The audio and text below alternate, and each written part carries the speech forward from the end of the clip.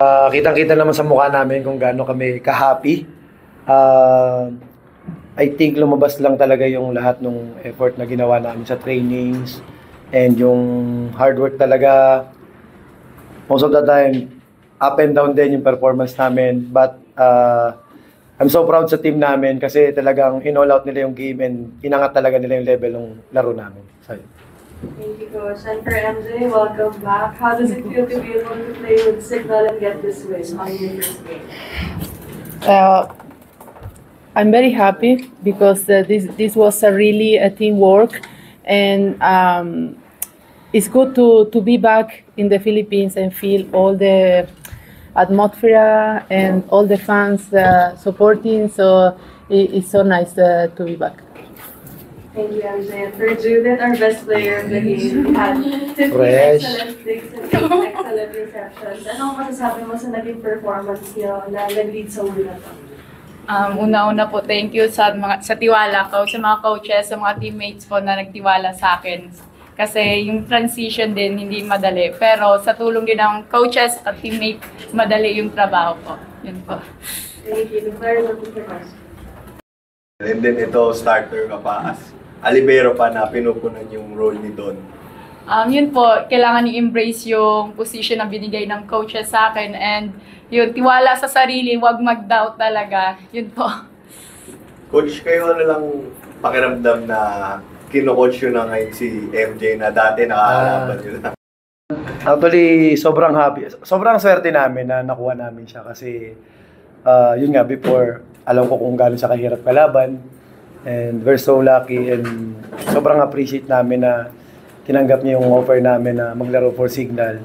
And we know na laki talaga na magiging impact and help niya sa amin. So, hopefully, mas maximize namin yung strength niya. And even the local players, ma-maximize din namin. And mag-balance siya. Coach, although alam naman natin may ibang wala sa Chocomucho, pero isa sa pinaka-toughest competition nyo, nalampasan nyo na this early. Parang ano lang masasabi nito tungkol sa Signal at saka gano'n kalayo sa tingin nyo na this time yung maabot nyo? Right now, siguro one game at a time muna kami. Doon sa mararating, siguro more on hard work pa doon sa magiging performance namin and even sa training. And then siguro yung result, bahala na kung ano mangyari. Pero gagawin namin yung best namin every game, every trainings. And yun nga, like nung binanggit mo, yung against Chocomucho, dami na rin naming napagdaanan na laban. And siyempre, medyo nakakalungkot yung mga past experience namin. But good thing, nabawi namin kung anong meron ngayon and hopefully ma-maintain namin to and paghihirapan talaga namin para sa amin, sa sarili namin, sa management and sa lahat ng fans and family namin. Jay, this is a new team for you this year, but it looks like you've already had good chemistry with Jel. Kayo na. Yes. What can you say about the teamwork that you have so far? Okay, the last past days we have been working a lot, and especially our connection with her and me. And she's very open. She is very flexible. So it's good that we are we have communication all the time, so we can get this confidence in the game. For MJ, how are you embracing the change here in your second? Your former rivals years ago, now your teammates, some of them you're playing again. So how different has the experience been so far with Signal? It's very nice to be in a new team with new young players, and I feel happy because I can help them with my experience. And of course, I have good friends in the other teams, my former teammates, but it's really nice to come to a team who really appreciate my work. And I know there is more to come because this is just the beginning and we have to keep working for it. wala pang team siguro na kumukuha sa'yo. Ano yung parang pinanghahawakan mo nun, o yung motivation mo nun na pagdating nung combine, ano yung iniisip mo na parang kailangan mong gawin, and inaasahan mo din na hopefully nga makuha ka ng team, and yun na nga yung sa Signal. Yung sa free agent combine po, nag-try lang ako magbasa sa email po. Then, pumunta ako ng day 1. And yun po, kinontak po nila ako ni coach na mag-try out doon sa team po, na Team Signal din. Yun po, nagtuloy-tuloy na po. Coach, kayo, ano naman yung nakita nyo kay Judith kaya kinuhan siya? And then pinagkatiwalaan nyo rin na maglibero sa team? Well, hindi naman kaila sa ating lahat. Yung kagandahan talaga ni Judith yung nagdala dyan. But hindi,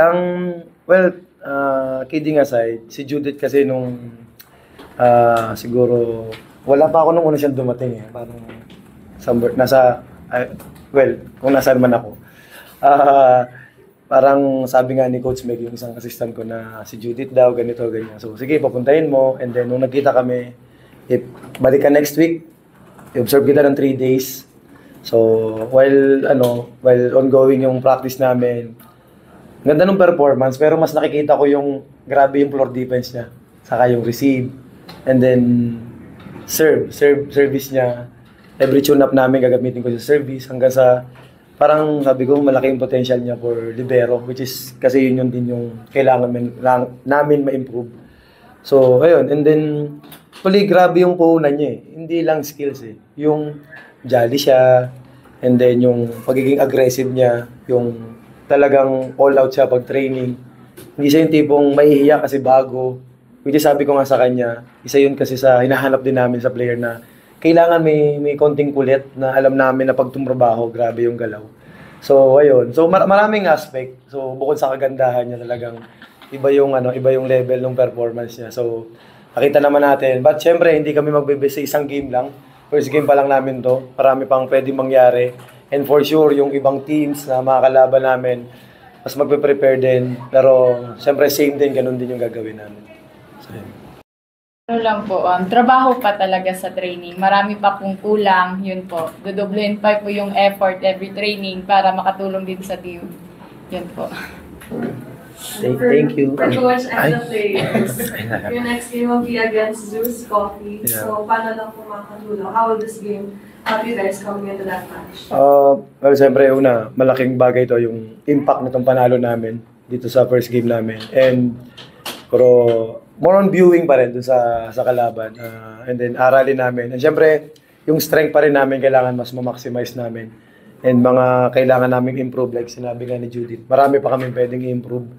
So, kailangan lang mas maging stay focused din kami sa mga gagawin namin. And pag-ingat din lagi. Syempre, medyo rin yung panahon ngayon. So, kailangan, isa yun sa kalaban namin yung pag nagkakasakit. So, kailangan mag-ingat talaga. And yeah, talagang tuloy-tuloy lang and recover mabuti.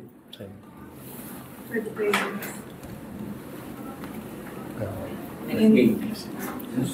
For next game. Work hard pa po. Our plan, what's our plan for next game? Yes, exactly the same. We have to keep working hard, and by now just recover after this game and focus for the next game. Thank you.